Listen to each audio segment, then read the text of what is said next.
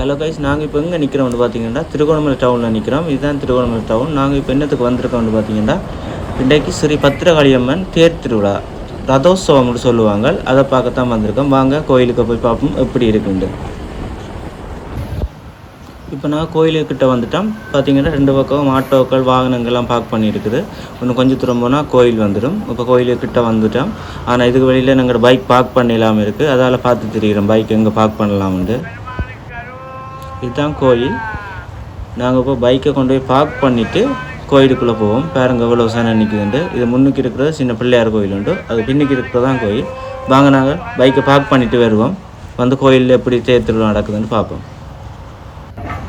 இப்போ பார்த்தீங்கன்னா பைக்கை பார்க் பண்ணிவிட்டு வந்துட்டோம். இப்போ கோயிலுக்கு போய் கொண்டிருக்கோம். நாங்கள் வேறு டைம் ஆகிட்டு இங்கே விடிய 8 மணிக்கு தேர் இருக்கிறாங்க. அதே டைமுக்கு இழுத்துருவாங்க. 8 மணிக்கு இழுத்து 9-10 மணிக்கெல்லாம் தேரை கொண்டு பார்க்க முடியும். நாங்கள் வேறு 10 மணி ஆகிட்டு இங்கே பாருங்கள் தேர் முன்வீதிக்கு வந்துட்டு. இது முன்னுக்கு இருக்கிறது பிள்ளையார் கோயில். பிள்ளையார் கோயிலில் தரிசனம் செய்து தான் ஒரு தேரும் சரி பத்திரகாளியம்மன் கோயிலுக்கு போவோம். பின்னுக்கு இருக்கிறது தான் பத்திரகாளியம்மன். இங்கே 3 ரதம் இழுப்பாங்க. இதில் கடைசியாக வர ரதத்தில் தான் காளியம்மன் ரதம். அதில் தான் காளியம்மா வந்திருக்கா. இதில் நீங்கள் பார்க்குறது தான் நம்மன்ற 2வது ரதம். இந்த ரதம் வந்து பிள்ளையார் கோயிலில் நின்று பூசை செய்தால் அம்மன்ற கோயிலுக்கு போகும். இந்த வெயிலுக்கையும் எவ்வளோ பக்தர்கள் நிற்கிறவங்க பாருங்க அம்மனை தரிசிக்கிறதுக்கு. இப்போ 2வது ரதமும் அம்மன்ற கோயிலுக்கு போய் கொண்டிருக்கு. பின்னுக்கு வரதான் 3வது ரதம். இதில் பார்த்தீங்கன்னா பாரம்பரிய இசையில் ஒன்று தான் செண்டை மேளம். செண்டை மேளத்தை அடித்து தான் அம்மன் ரதத்தை இழுத்து கொண்டிருக்கணும். பாருங்க எப்படி இருக்குன்னு பாருங்க. இந்த இசையை கேட்டு பாருங்க எவ்வளோ நல்லா இருக்குண்டு.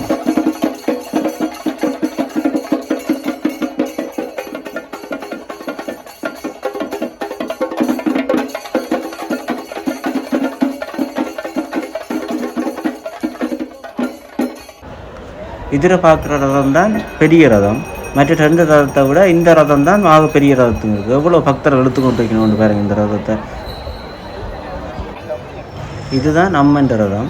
இதுவும் பிள்ளையார் கோயிலில் வந்து தரிசனம் வாங்கித்தான் தண்டை கோயில் வாசலில் போய் நிற்கும்.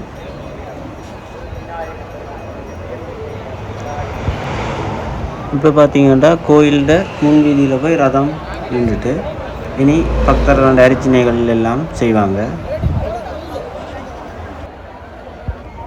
இங்கே பக்தர்கள் நேர்த்திக்கடன்களை செய்து கொண்டிருக்கணும். இந்த மண்ணில் இந்த வெயிலுக்கு எப்படி இருக்கும் அவையன்ற நேர்த்தி பலிக்கோணும் உண்டு. அவையில் நேர்த்திக்கடனை செய்து கொண்டிருக்கணும். நாங்களும் கடவுளை பிரார்த்திப்போம் அவை நேர்த்தி எல்லாம் சக்ஸஸ் ஆகணும் உண்டு. இதுதான் கோயில் கோபுரம்.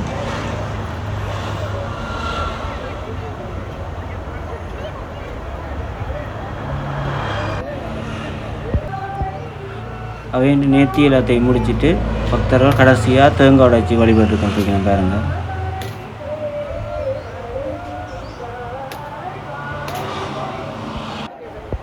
இங்கே பார்த்தீங்கன்னா பக்தர்கள் அம்மனுக்கு அரிச்சனை டிக்கெட்டுகள் எடுத்து அரிச்சனை செய்து கொண்டிருக்கணும். எவ்வளோ பக்தர்கள் அரிச்சனை செய்யணும்னு பாருங்கள்.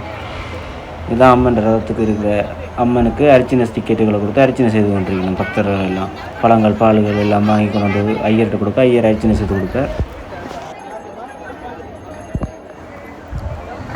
ரதம் முழுத்து முடிஞ்சும் எவ்வளோ பக்தர்கள் கோயிலுக்கு வரீங்கன்னு பாருங்க.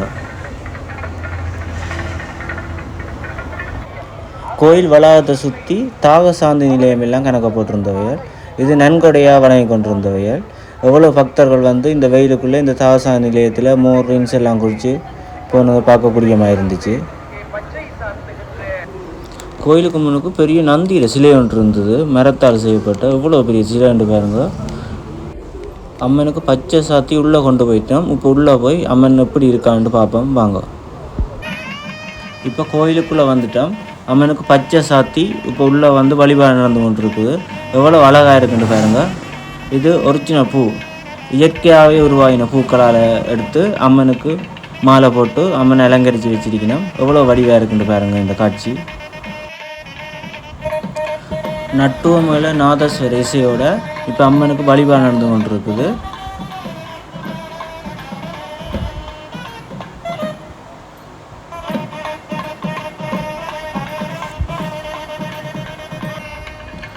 இப்போ அம்மன் கோயிலுக்குள்ளே இருக்கிற தனது சிம்மாசனத்தில் அமர்றதுக்கு ரெடி ஆகி கொண்டிருக்கிறார். பக்தர்கள் தூக்கி அவற்றை அவரோட சிம்மாசனத்தில் அமர்றதுக்கு எல்லாம் ரெடி ஆகி கொண்டிருக்கணும்.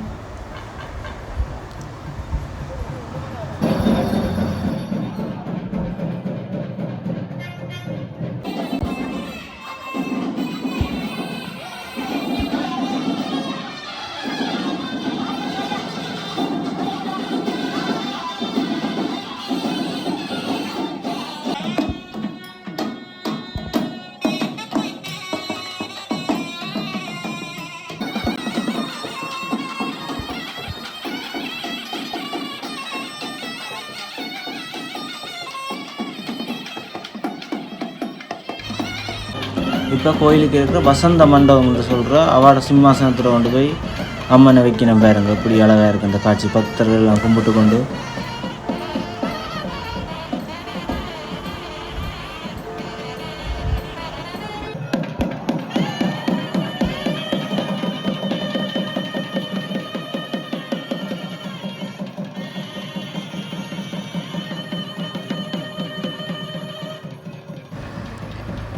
இப்படியே கோயிலை கும்பிட்டுட்டு இந்தியாவில் கடைகள் எல்லாம் போட்டிருந்தவ கடைகளை பார்த்துட்டு வந்தோம்.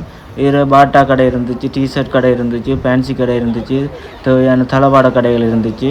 வேணுமான எல்லாத்தையும் வாங்கக்கூடிய மாதிரி பக்தர்கள் வாங்கி கொண்டு இருந்ததை பார்த்தோம். இதில் நான் இந்த பைக்குக்கு ஒரு கீடேக் வாங்க கொண்டு போனேன். கீடேக் நல்லா இல்லை.